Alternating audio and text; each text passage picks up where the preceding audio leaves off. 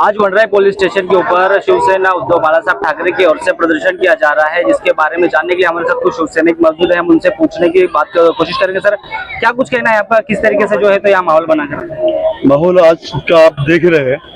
वास्तव में जो 2 दिन पहले जो हादसा हुआ, एक निस्को के अंदर जो क्या 2 बच्चे लोग मर गए, बहुत ही मतलब जो आगे की संस्कृति है ये किस कहाँ पे जा रहा है, और उसमें प्रशासन का, पुलिस का क्या रोल क्या है। अब किसी का डर नहीं है, मतलब इतना ही सरकार है ना, किसी और इतना बड़ा हादसा हो गया है, इतना बड़ा निस्को, अपनी मनमानी चल रही है, जो भी चल रहा है अपने हिसाब से चल रहा है। कभी काफी दिल्ली से वहाँ पे अपलोड हो रहा है, बाहर से आ रहा है, इसमें पुलिस का कुछ अंकुश है कि नहीं। आज जब भी हमें भी डर लगता है, हमारे बच्चे जब बाहर जाते हैं और आपको घर पे आएंगे कि नहीं, उसका भी हमें डर लग रहा है, क्योंकि ये जो आगे पीढ़ी चल रहा है, क्या अभी ड्रग्स नया पीढ़ी है, ड्रग्स के मामले में अभी जो चल रहा है, कैसे करेंगे बोलो ना। आज नया पीढ़ी को हमें कुछ सीखना देना चाहिए। ये जो पब संस्कृति हम उसके खिलाफ हैं, और उसी हिसाब से हमारे पक्ष प्रमुख उद्धव जी ठाकरे और यहाँ के हमारे जो नेता है सुनील जी प्रभु, उनके माध्यम से हमने आज ये हाक में उसके लिए पुलिस स्टेशन में आज धरना रखा है, उसके लिए धरना रखा है। बताया जा रहा है कि लगभग जितने भी लोग घायल हुए या फिर जिनकी डेथ हुई है वो स्टूडेंट्स थे, और उनकी जो उम्र थी वो 24 से 28 साल के बीच में थी। जो फिलहाल में जो लोग पढ़ रहे हैं उनको ये नशा बेचने वाले के ऊपर कड़ी कार्रवाई किस तरीके से हो, जो आपने यहाँ पर अपील करेंगे? अभी आज हमारे पूरा शिवसेना का शिष्टमंडल अंदर गया है, 100% सख्त से सख्त उसमें कार्रवाई करेंगे, क्योंकि ये आगे नहीं होना चाहिए। क्योंकि मैं बताया ना, तरुण पीढ़ी हमारा जो दिशा में जा रहा है, गलत दिशा में जा रहा है, इसे किधर न किधर रुकना चाहिए। इसीलिए पुलिस स्टेशन का अंकुश होना जरूरी है, पुलिस का डर होना जरूरी है। आज जब भी सरकार थी शिवसेना उद्धव, तभी पुलिस का एक अंकुश था। अभी किसी का नहीं, कुछ चल रहा है, कुछ मालूम नहीं पड़ रहा। पुलिस का अंकुश है, प्रशासन का अंकुश है, सब मनमान में कारबार। आपको क्या लगता है, मतलब पुलिस का खौफ खत्म हो चुका है? 100%। आज इतना व्यवस्था में अंदर माल आता कैसे, इनके बिना सब इनके हफ्ते वगैरह सब हो रहे थे, बहुत गलत है, ये होना नहीं चाहिए। इसके मामले में आगे का भी देखते हैं हम लोग, ऐसे सिर्फ यहाँ तक नहीं रुकेंगे, ऐसा हुआ तो ये रास्ता भी रुकने का हम लोग प्रयास करेंगे, क्योंकि ये गलत है। अभी नहीं करेंगे तो कभी आगे के बच्चे लोग हमें ऐसे रास्ते पे गिरे हुए दिखेंगे, तो वो बच्चे लोग के लिए, आगे की पीढ़ी के लिए ये हमने आंदोलन चला है। क्या नाम है आपका? मेरा नाम मराठी बोलो हा संतोष नाईक। 2-3 दिवसापूर्वी जी घटना घडली नेस्को मध्ये ती अत्यंत गंभीर आहे, आणि नेस्को सेंटर आणि हा वनराई पोलीस स्टेशन हा हाकेच्या अंतरावर आहे, आणि तिथे असे ड्रग्सचे अंमली पदार्थचे तिथे कार्यक्रम होतात, आणि ते आतमध्ये नेलं कसं, आणि ते आत तिथे मृत्यूमुखी पडलं, नुकसान झालेलं आहे। आणि हे महाराष्ट्राच्या अजून तरुण मुलं ह्या विळख्यात पडलेले आहेत, त्यांचं करिअर बर्बाद होतंय। मग हा आता गृहमंत्री देवेंद्र फडणवीस साहेब आहेत, ते करतात काय? आज ह्या मुंबई शहरात इतकं मोठं हे अंमली पदार्थ पसरलेला आहे, जर पोलिटिशियनच्या बाजूला ह्या घटना घडत असतील, मग त्या सामान्य विभागात काय करणार काय? त्यामुळे हे देवेंद्र फडणवीस साहेबांनी सुद्धा इकडे लक्ष दिलं पाहिजे ना, यांच्यावर कडक कारवाई केली पाहिजेत, या पेडलर लोकांना यांच्यावर कडक कारवाई केली पाहिजेत।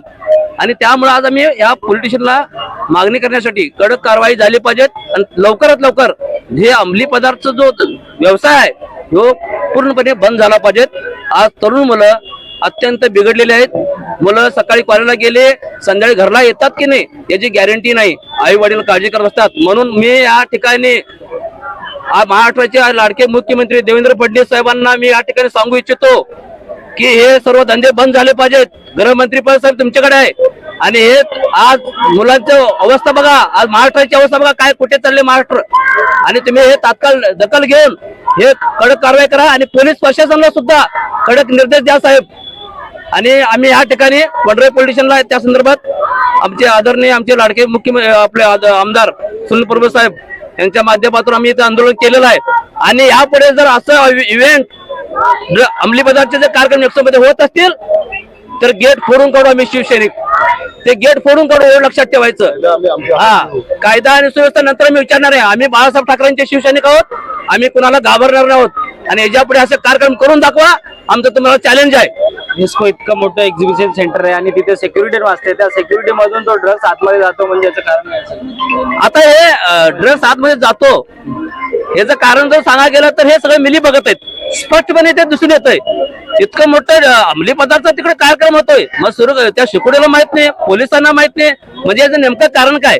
म्हणजे याचा अर्थ असा होतो की हे सगळ्यांना माहित होतं, सगळ्यांना आजकाल पैसे पाहिजेत, पैसे पाहिजे म्हणून कोणाचा बी जीव दानवर द्यायचा का?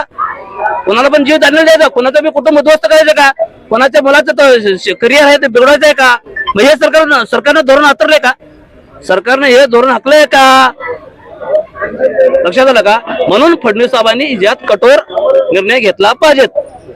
आपल्यासोबत आणखी काहीतरी शिवसेनेकर साहेब, काय नाव? माझं नाव डॉक्टर हेमचंद्र मंगेश सामंत. काय म्हणाल, आपण पण आज इथे उपस्थित आहेत आणि इथे इतकं मोठं प्रदर्शन करतायत आपण? आज हे जे आंदोलन आहे ते आमदार विभाग प्रमुख सुनील प्रभू साहेब यांच्या अध्यक्ष मार्गदर्शनाखाली इथे घेतलं आलेलं आहे. तुम्ही बघू शकता 12 आणि 13 तारीखला जे लाईव्ह कॉन्सर्ट झालं त्यामध्ये 3 जणांचं ह्याच्यामध्ये पकडले गेले अंमली पदार्थाच्या सेवनामुळे. एक मुलगा आणि मुलगी यांनी अतिरिक्त ड्रग्ज घेतल्यामुळे ते मरण पावले आणि एक आता सिरियस आहे. मला एक गोष्ट विचारायची आहे की 13,000 रुपये भाडं आहे, तर 30 कोटीचा अंमली पदार्थ आतमध्ये येतात कुठून? यामध्ये सरकार या बाबतीत हे साफ फेल झालेलं आहे. सरकारकडे याच्या कुठचं माझ्यामध्ये सरकारला याच्याकडे उत्तर द्यायचं गरजच नाही, कारण लहान लहान मुलं आज प्रत्येक टपरीवरती, प्रत्येक कॉलेजमध्ये, शाळेमध्ये अंमली पदार्थाचा सर्रास वापर केला जातो, सर्रास भेटतं. ते कसं भेटतं? आणि यासाठी पोलिसांवर दबाव आहे का की हे सर्व त्यांना अटक करू नका, की पोलीस काय करतायत? हे आता एक प्रश्नचिन्ह पडलंय सामान्य मुंबईकरांना. आणि आज या आमच्या महानगरपालिकेच्या विरोधी पक्ष नेत्या पेडणेकर ताई पण आलेल्या आहेत, आमच्या नगरसेविका पण आलेल्या आहेत, लक्ष्मी पाटी आहेत आणि ज्या लेडीज आहेत त्या आलेल्या आहेत. आणि माझा एकच प्रश्न आहे की आज जर असं सर्रास ड्रग्स मिळत असेल तर सामान्य माणसांनी करायचं काय? कारण आज जी तुम्ही आज ड्रग्स साईड तुम्ही मुलं बघत असतात तर ते एखाद्या स्लम एरियामध्ये राहत आहेत, उच्चभ्रू आहेतच ड्रग्स साईड, पण स्लम एरियामध्ये राहत आहेत, ज्याची आई घर काम करते, बाबा त्याचे सिक्युरिटी गार्ड मध्ये, त्या लोकांनी काय करायचं? आणि त्याला जबाबदार कोण? सरकार नाहीये का?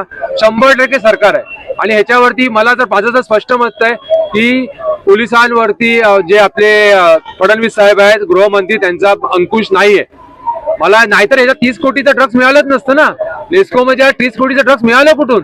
म्हणजे तुम्ही विचार करा, हे चेकिंग झालं, हे ड्रग्स मिळालं, त्याच्यामधल्या अतिसेवनामुळे मेले म्हणून. नाहीतर आतापर्यंत किती असे नेस्को मध्ये कार्यक्रम झाले होते, त्याच्यामध्ये मिळालं नसेल याची काय गॅरंटी? याची काही गॅरंटी देऊ शकत नाहीये ना.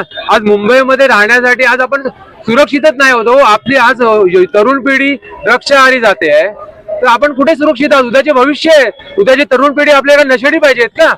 याच्यावरती कुठे ना कुठे पोलिसांचा अंकुश पाहिजे. आणि त्यासाठी आज आमचं धरणं आंदोलन आहे. आणि सुनील प्रभू साहेब, त्यानंतर पेडणेकर ताई यांच्या अध्यक्षतेखाली आतमध्ये गेलेले आहेत आणि त्यांचं पाऊल चालू आहे. आज हे आम्ही फक्त शांततेने धरणं आंदोलन करत आहोत. जर ह्याच्या पुढे ऐकलं नाही तर ही जे आंदोलन होते शिवसेना उद्धव बाळासाहेब ठाकरेंच्या ह्याच्या पक्षातर्फे हे तीव्र आंदोलन घेण्यात येईल.